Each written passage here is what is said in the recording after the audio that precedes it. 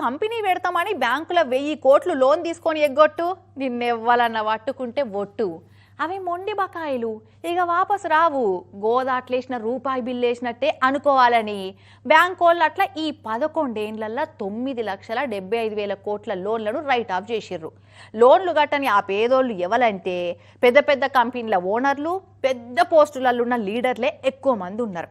అదే మామూలు జనం అక్కెరుండి ఓ 20,000 బ్యాంకుల లోన్ తీసుకుంటే ఒక్క పైసా కూడా ఇవ్వకుండా కట్టించుకుంటారు.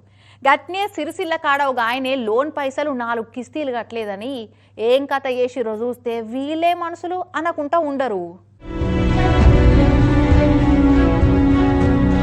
అవ్వ ఏంది అన్యాయం పాడుగాను, లోన్ పైసలు 4 కిస్తీలు కట్టలేదని ఇంటిల్లాదులను బయటకు ఏం చేశారు, ఇంటిని సీజ్ చేసిపోయారు ప్రైవేటు బ్యాంకులు.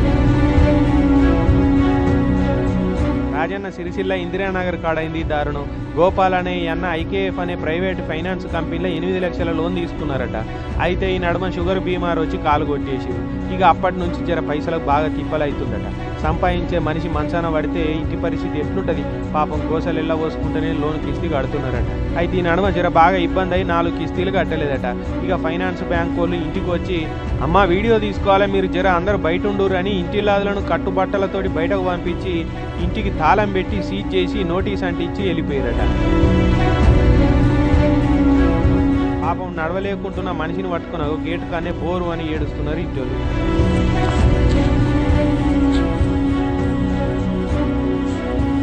ఇప్పుడు బాగా ఇబ్బంది ఉంది, జర టైం ఇరి పైసలన్నీ కట్టేస్తామని ఎంత బతిలాడినా ఇప్పించుకోలేదట. 4 ఈఎంఐలే కదా సార్ ఆగింది, జర ఓపిక పట్టకుంటే ఎట్లా అని ఎంత మొత్తుకున్న వాళ్ళకి అరగలేదట. పాపం నడవలేకుంటున్న గోపాలన్నను పట్టుకొని వాళ్ళ ఇంటి ముంగట్నే దిక్కు దోచక నిలబడిపోయింది.